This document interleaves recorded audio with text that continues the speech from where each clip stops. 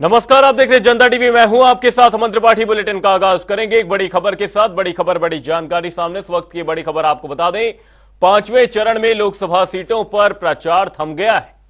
UP की 14 सीटों पर कल मतदान होता नजर आएगा। लखनऊ, मोहनलालगंज, रायबरेली में कल मतदान होगा। वहीं अमेठी, फैजाबाद, गोंडा और कैसरगंज में भी कल वोटिंग होती नजर आएगी। वहीं बाराबंकी, जालौन, झांसी व हमीरपुर में भी कल मतदान होगा। बांदा, फतेहपुर और कौशांबी सीट पर भी कल वोटिंग होती नजर आएगी। ये बड़ी खबर, बड़ी जानकारी। पांचवें चरण के चुनावों को लेकर ये बड़ी अपडेट सामने है। आपको बता दें, कल यूपी की 14 सीटों पर मतदान होना है, जिसे लेकर पूरी व्यापक तैयारी कर ली गई है। पांचवें चरण के रण को लेकर कल मतदान होता नजर आएगा। यूपी की 14 सीटों पर कल निगाहें रहेंगी। जालौन, झांसी, हमीरपुर, बांदा, फतेहपुर, कौशांबी, लखनऊ, मोहनलालगंज, रायबरेली, अमेठी, फैजाबाद, गोंडा। लखनऊ, मोहनलालगंज ये वो सीटें हैं जिन पर कल नजर आएगी। वहीं कैसरगंज और बाराबंकी की सीट पर भी कल मतदान होता नजर आएगा। ये बड़ी खबर, बड़ी जानकारी आपको बता रहे हैं। उत्तर प्रदेश की 14 सीटों पर कल वोटिंग होनी है, जिसे लेकर पूरी तैयारियां कर ली गई हैं। पांचवें चरण के रण को लेकर यूपी की कई हॉट सीट्स पर भी कल मुकाबला देखा जाएगा। बात अगर लखनऊ सीट की करें, रायबरेली और अमेठी सीट की करें, ये वो सीट्स रहेंगी जिन पर सभी की नजरें रहेंगी। यूपी की हॉट सीट्स में ये सीटें शुमार हैं। आपको बता दें, उत्तर प्रदेश की कल 14 सीटों पर मतदान होता नजर आएगा, जिसमें रायबरेली सीट, जहां से राहुल गांधी चुनावी मैदान में है। अमेठी की वो सीट जहां से बीजेपी की ओर से स्मृति ईरानी को चुनावी मैदान में उतारा गया। वहीं लखनऊ की वो सीट जहां से रक्षा मंत्री राजनाथ सिंह चुनावी मैदान में है। ये वो सीट्स रहेंगी जहां पर चुनावी घमासान देखा जाएगा। और इसके साथ ही यूपी की 14 सीटों पर कल मतदान होना है। आपको बता दें, इस बीच तैयारियां पूरी हैं। पोलिंग पार्टियां आज रवाना हो जाएंगी। अमेठी, रायबरेली और लखनऊ वो वीआईपी सीट हैं जहां पर कल वोट डाले जाएंगे।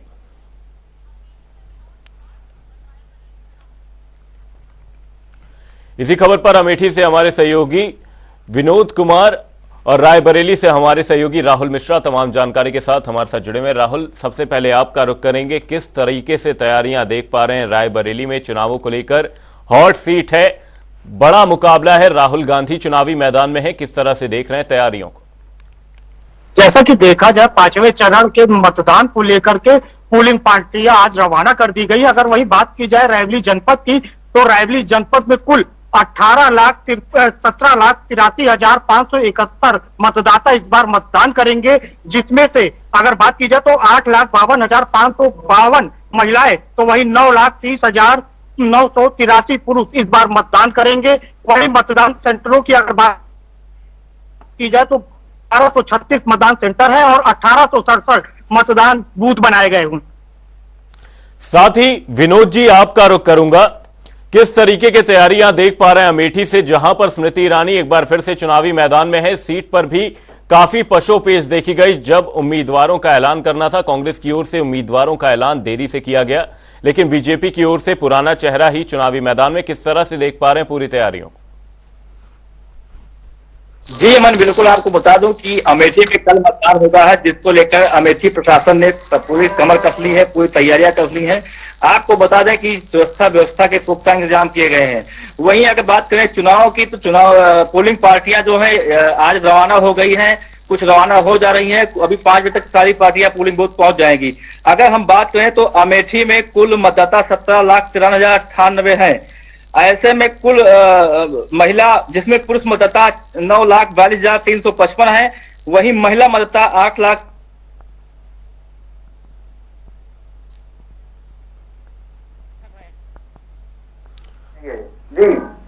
जी जी। अब इसी बीच हमारे सहयोगी रायबरेली से राहुल का रुख करूंगा। राहुल, आपसे जानना चाहूंगा, रायबरेली में क्या कुछ सियासी समीकरण फिलहाल बनते हुए नजर आ रहे हैं? क्योंकि राहुल गांधी के चुनावी मैदान में उतरने के बाद से कांग्रेस की एक तरीके से परंपरागत सीट रही है।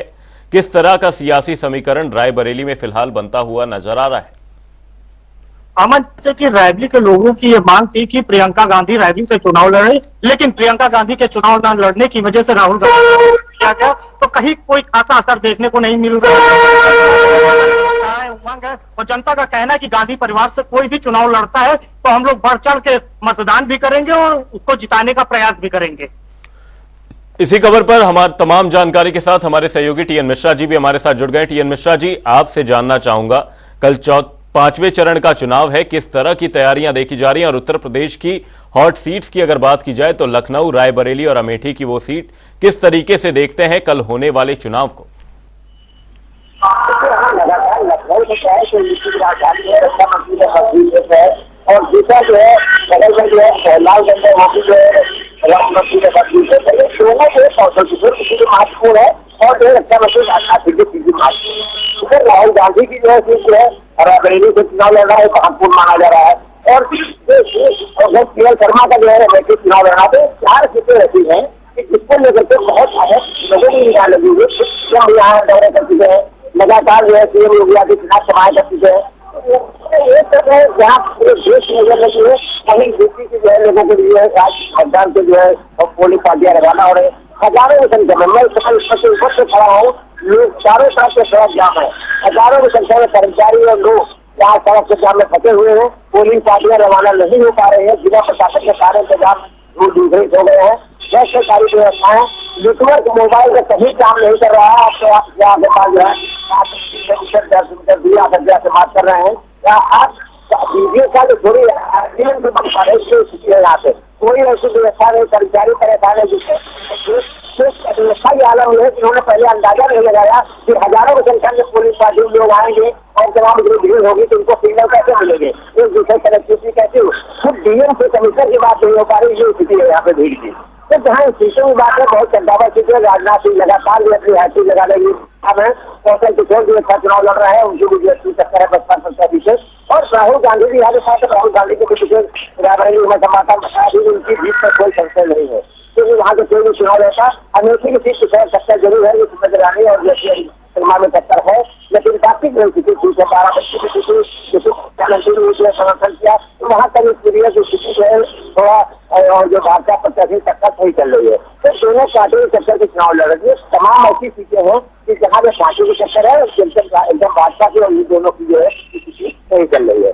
अब मैं यही कहना चाहूंगा कि भीड़ है, भीड़ से जो पूरा लखनऊ के इलाके के तरफ है, इस मत की आसपास से निकलना मुश्किल है। अभी आशीष के होटल दिखाई नहीं जा रहे, किस तरह यहाँ की भीड़ आ जाता है, लोगों के अफरा तफरी में जो है जब पुलिस पार्टियां नहीं पहुंच पा रहे हैं, उनकी गाड़ियां भी जो अंदर खड़ी है बाहर निकल नहीं पा रही है। जी, यूपी की 14 सीटों पर कल मतदान होता नजर आएगा। आप सभी सहयोगी बने रहेगा हमारे साथ, जल्द ही आपका रुख करेंगे। बता दें 5वें चरण में लोकसभा सीटों पर प्रचार थम गया है। यूपी की 14 सीटों पर कल मतदान होता नजर आएगा। इसी खबर पर तमाम जानकारी के साथ हमारे सहयोगी हमारे साथ जुड़े हुए हैं। विनोद जी, आपका रुख करूंगा, किस तरीके से अमेठी में चुनावी जो एक मुकाबला देखा जा रहा है स्मृति ईरानी और केएल शर्मा के बीच, किस तरीके से देखते हैं? क्या कुछ सियासी समीकरण बनते हुए नजर आ रहे हैं? क्योंकि अमेठी से स्मृति ईरानी पर जहां एक बार फिर से भरोसा जताया गया, वहीं जो उम्मीद थी कि राहुल गांधी चुनाव लड़ते हुए अमेठी से नजर आएंगे, लेकिन ऐसा हो नहीं पाया। जी बिल्कुल अमन, आपको बता दूं कि जिस तरह से अमेठी की एक हार्ड सीट मानी गई है और हार्ड सीट देखी भी जा रही है, जहां एक तरफ से बीजेपी प्रत्याशी स्मृति ईरानी है, वहीं तो दूसरी तरफ गांधी के परिवार के करीबी रहे केएल शर्मा है कांग्रेस से। आपको बता दें कि जिस तरह से केंद्रीय मंत्री इस तरह लगातार 2019 में चुनाव जीतने के बाद हारने के बाद लगातार बनी रही है, तो उसके बाद जब 2024 में चुनाव फिर आया तो उनको तो वहीं आपको बता दें कि दूसरी तरफ केएल शर्मा भी लोग राहुल गांधी अमेठी चुनाव गए तो उनकी जगह केएल शर्मा उतारे गए हैं मैदान में, जो कि कांग्रेस परिवार के काफी करीब रहे हैं, गांधी परिवार के काफी करीब रहे हैं। आपको बता दें कि समीकरण की बात करें तो जिस तरह से केंद्रीय मंत्री लगातार क्षेत्र में बनी रही हैं। जी, हमारे साथ हमारे सहयोगी टीएन मिश्रा जी भी लगातार जुड़े हुए। टीएन मिश्रा जी, आपसे जानना चाहूंगा, लखनऊ की वो सीट जहां से अटल बिहारी वाजपेयी की विरासत है, 5 बार वहां से सांसद रहे, अब वहां से राजनाथ सिंह चुनावी मैदान में, और जिस तरीके से उन्हें अपार जन समर्थन नामांकन के दौरान देखने को मिला, उसके बाद से क्या कुछ समीकरण लखनऊ सीट पर बनते हुए नजर आ रहे हैं। लगातार लखनऊ की एक ऐसी सीट है कि जो भाजपा की जब जिले सीट मानी जाती है, पिछली बार 3 लाख सीट इस बार माना गया टारगेट 5 लाख का रखा है। तो स्वाभाविक है अगर इनकी जीत है, इतनी बड़ा उन्होंने टारगेट रखा है तो कहीं दूसरी की रहती है, लेकिन भाजपा की माहौल ठीक है। तो लखनऊ में राजनाथ सिंह की जीत में कोई संदेह नहीं है। ये दोनों ने 5 लाख का जो टारगेट रखा है हो सकता है घटते भी है 3 लाख और 7 लाख का है, लेकिन यहाँ पे स्थिति माहौल ठीक है। इसी सीट लखनऊ के मोहल्लाल चल रहे हैं जहाँ पर कौशल किशोर जो है दिल्ली का चुनाव लड़ रहे हैं, उनकी सत्ता की प्रत्याशी की खाती तक बताई जा रही है।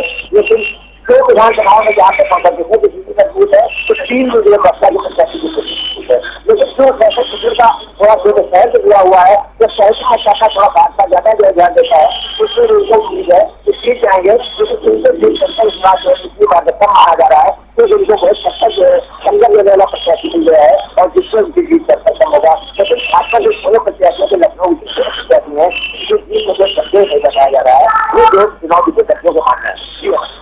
रायबरेली से हमारे सहयोगी राहुल का रुख करूंगा। राहुल, बहुत ही दिलचस्प मुकाबला रायबरेली सीट पर देखा जा रहा है। दिनेश प्रताप सिंह है एक तरफ से बीजेपी की ओर से चुनावी मैदान में उतारे गए, वहीं दूसरी ओर से परंपरागत सीट से राहुल गांधी चुनावी मैदान में है। तो ऐसे में जातिगत समीकरणों के हिसाब से अगर देखा जाए तो क्या कुछ जातिगत समीकरण रायबरेली सीट पर बनते हुए नजर आते हैं, बताएं। जैसा कि हमें देखा जा रहा है कि 2011 के बाद की जनगणना नहीं हुई है, लेकिन हिसाब से अगर देखा तो इस चुनाव में फिलहाल कांग्रेस पार्टी काफी मजबूत मानी जा रही है। और सबसे बड़ी सूत्रों से आज की खबर सामने आई है कि इस बार लोकसभा चुनाव में मतदान के दिन राहुल गांधी भी रायबरेली में मौजूद रहेंगे। तो ये काफी कुछ दिलचस्प रहेगा देखने के लिए, क्योंकि आज तक गांधी परिवार में जितने भी लोकसभा चुनाव लड़े, कभी भी गांधी परिवार का कोई सदस्य रायबरेली में मौजूद नहीं रहा। लेकिन इस बार राहुल गांधी की मौजूदगी बहुत कुछ बयां कर रही है और ये बताया जा रहा है कि शाम 6 बजे राहुल गांधी आज रायबरेली पहुंच जाएंगे और कल मतदान तक वो रायबरेली में ही रहेंगे। जी, यूपी की 14 सीटों पर कल मतदान होना है। अमेठी, रायबरेली और लखनऊ वो वीआईपी सीट है जहां पर कल वोट डाले जाएंगे। बहुत बहुत धन्यवाद आप सभी सहयोगियों का तमाम जानकारी के लिए। 5वें चरण के रण में चुनाव प्रचार लगातार जारी है। अब इसी बीच अगली खबर की ओर रुख करेंगे। लोकसभा चुनाव के 5वें चरण के रण में कल रायबरेली पर सीट पर मतदान होना है, लेकिन रायबरेली का रण इन दिनों बेहद ही दिलचस्प नजर आ रहा है। हम ऐसा क्यों बोल रहे हैं, ये रिपोर्ट देखिए। रायबरेली का रण, कांग्रेस का गढ़, बीजेपी का मिशन। क्या रायबरेली में बदलेगा इतिहास? मां की विरासत बचाने में कामयाब होंगे राहुल?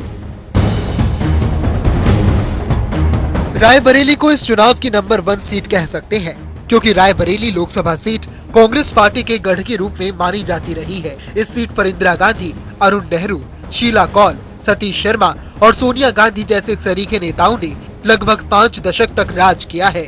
इस बार कांग्रेस पार्टी से राहुल गांधी चुनाव लड़ रहे हैं, तो वहीं भारतीय जनता पार्टी ने राहुल गांधी को घेरने के लिए पूरी ताकत लगा दी है। भारतीय जनता पार्टी ने अपने मौजूदा मंत्री दिनेश सिंह को यहां से मैदान में उतारा है। रायबरेली वो लोकसभा सीट है जहां 72 साल के सियासी इतिहास में 66 साल कांग्रेस का राज रहा है। अब तक हुए 20 चुनाव में 17 बार कांग्रेस को जीत मिली है। 72 साल में गांधी परिवार से 4 लोग सांसद का चुनाव लड़े हैं। 20 साल तक रायबरेली सीट का प्रतिनिधित्व सोनिया गांधी ने किया है और जब राज्यसभा सदस्य चुनी गयी तो उन्होंने रायबरेली वासियों को एक पत्र लिखा कि ये परिवार दिल्ली में अधूरा है, जो रायबरेली आकर पूरा होता है। अब इस रायबरेली सीट का जिम्मा राहुल गांधी को सौंप दिया है। गांधी परिवार खुद को रायबरेली से चट्टान की तरह जुड़ा हुआ मानता है, लेकिन जिस तरह से बीजेपी ने अपने पैर पसारे हैं, उसके चलते 2024 में रायबरेली में राहुल गांधी के लिए अपनी मां सोनिया के रिकॉर्ड को तोड़ना आसान नहीं है। 2019 लोकसभा चुनाव में बीजेपी ने कांग्रेस से उसके रायबरेली और अमेठी के किलों पर फतह करने की कोशिश की। बीजेपी को अमेठी में तो कामयाबी मिली, लेकिन रायबरेली का किला फतह नहीं कर सकी। सोनिया गांधी और दिनेश प्रताप सिंह के बीच कड़ा मुकाबला हुआ था। बीजेपी ने दिनेश प्रताप सिंह को चुनावी मैदान में एक बार फिर उतारा है, जिनका मुकाबला इस बार सोनिया के बजाय उनके बेटे राहुल गांधी से है। पिछली बार राहुल अमेठी हार गए थे, जिसके चलते इस बार रायबरेली में कांग्रेस पूरा दमखम लगा रही है। ऐसे में राहुल गांधी के सामने रायबरेली में बीजेपी के बढ़ते सियासी ग्राफ के साथ साथ जीत दर्ज करना एक बड़ी चुनौती साबित हो सकती है। इस बार के लोकसभा चुनाव में यूपी में कांग्रेस के साथ अखिलेश भी है। अब ऐसे में देखना होगा कि रायबरेली में किसे पॉलिटिकल प्रॉफिट होगा। क्या राहुल गांधी विरासत की सीट बचा पाएंगे या बीजेपी ये सीट भी छीन लेगी? ये देखने के लिए 4 जून तक का इंतजार करना होगा। स्पेशल डेस्क, जनता टीवी। अगली खबर की ओर। यूपी में जीत दर्ज करने के लिए सभी राजनीतिक दल अपनी पूरी ताकत लगा रहे हैं। इन दिनों पक्ष हो या विपक्ष, सभी बड़े नेता यूपी में डेरा डाले हुए हैं। दरअसल प्रयागराज की फूलपुर और इलाहाबाद सीटों पर 25 मई को मतदान होना है, जिससे पहले सीएम योगी आदित्यनाथ, गृह मंत्री अमित शाह सहित कांग्रेस के राहुल गांधी और सपा के राष्ट्रीय अध्यक्ष अखिलेश यादव भी चुनावी जनसभा को संबोधित करेंगे।